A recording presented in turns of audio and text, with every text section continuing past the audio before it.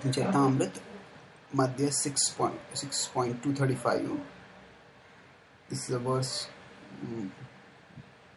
in Sanskrit coming up here.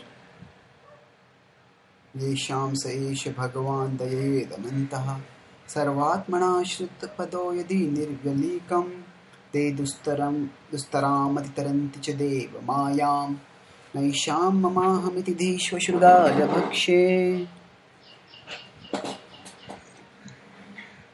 So this verse describes who can attain liberation and who cannot attain liberation. Yesham Saesha Bhagavan Dayayed Anantaha. That Ananta, that unlimited Lord, bestows mercy, Bhagavan. Sarvatmana Ashre. Sarvatmana is with the whole heart, without any hesitation. One Ashred. One takes shelter. And what happens when one takes shelter like this? Idi nirvyalikam. Nirvyalikam means without any hesitation. So when one takes things like that, nirvyalikam, without duplicity, without any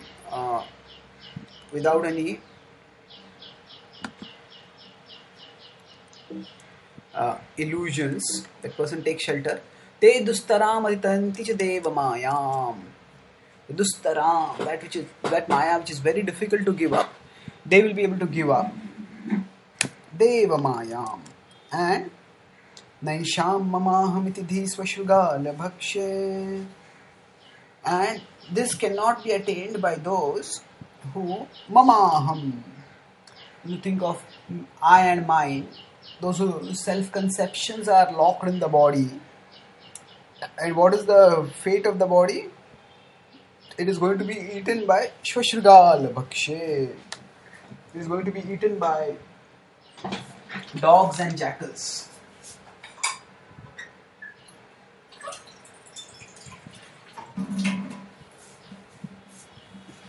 Now someone may argue that is not the fate of all bodies.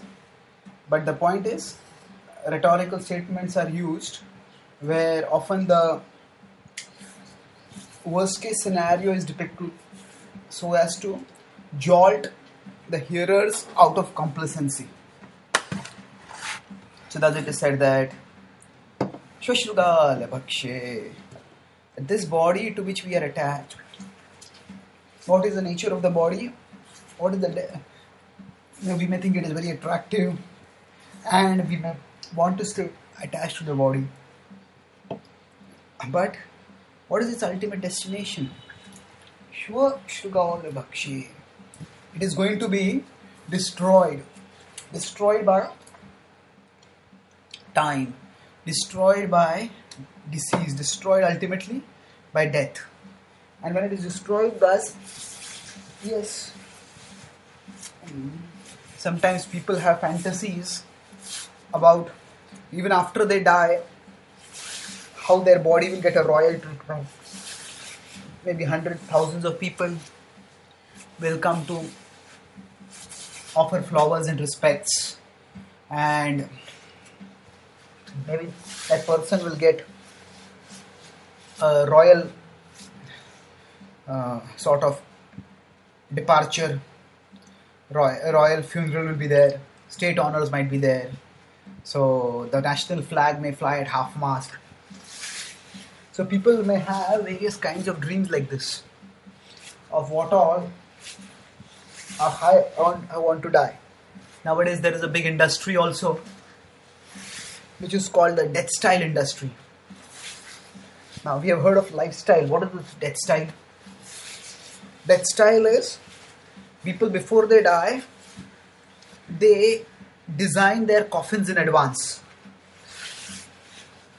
They design the coffin should be made of this material and it should be shaped like this, and this should be written as the epitaph on it. And they make it itself a very big thing. And quite often, every human urge, more specifically a human weakness, there are always people out there to exploit it. So there are people who are out there to exploit this death style also. This urge for dying in style. Death style means the urge for dying in style.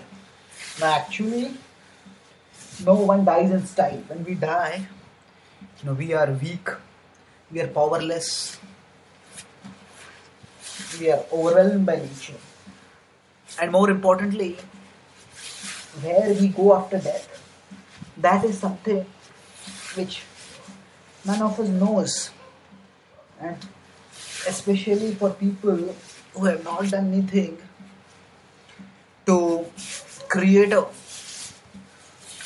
auspicious future for themselves, then their destination is very, very dark indeed. And to be protected from such a destination, to attain a higher destination, what they need is to actually not plan the style of their coffin, but plan the state of their consciousness. So to the extent we can plan and prepare the state of our consciousness, to that extent we can hope for a good destination in future. We will be elevated. The whole process of how the soul goes from one body to the next body, what happens to the soul in its post-mortem fate, is described in the Vedic literature using with systematic explanation of the underlying principles. And such an explanation is very illuminating. And we should all learn from this experience and learn from this knowledge. Learn this knowledge, and thereby we prepare ourselves for the eventual crisis and disaster that are going to befall us in the form of death. Unfortunately, people, rather than worrying about where they are going to go after death, where they means that their souls are going to go, people are more worried about how their body is going to be after death. Now, even if the body is put in a very fashionable coffin, even then it is so sad, it is so pitiable, that what people are concerned about is, oh, I should look good at the time of death. Now, actually, the fact is that I am not even there, and I will not be there to look also. So, I am not the body, and I won't be there around. Usually, the Yamadutas come and take the soul away, and the soul goes to a future destination. Therefore, getting caught with these sort of fantasies is very regrettable. And phrases like this, that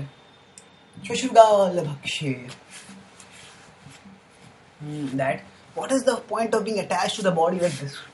This body is destined to die, just as, and it is after death. It may well be eaten by dogs and jackals. Now we may hope that, oh no, my body will get a respectable funeral, but we don't know what is going to happen in future.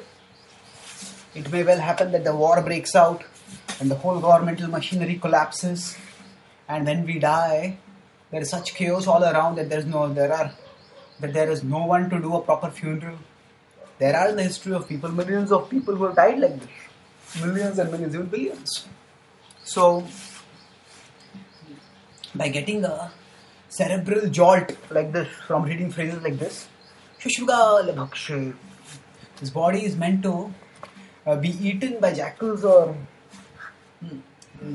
dogs. The point of this is to create detachment within us from our body and from the body misidentification, and thereby turn our consciousness towards spiritual substance. And in the context of the discussion over here, the point is that we all will move towards Krishna if we can just detach ourselves from the body and the promises of the body. And here it is said that those who attract Krishna's mercy by practicing bhakti diligently, those who anantam dayaye, those who attract his daya, those who get his mercy, they will definitely be liberated. And contrast with that, those who being infatuated with the body, being misidentifying with the body, thinking that by using my body I can achieve everything, I don't need God, such people will end, will meet an inglorious end, ignominious end, that might well be that the body itself is eaten by jackals and dogs. So we need to avoid such a fate and get the fate of and seek the auspicious destination of Krishna's lotus feet by practicing bhakti and taking shelter of those lotus feet in this life itself. Thank you.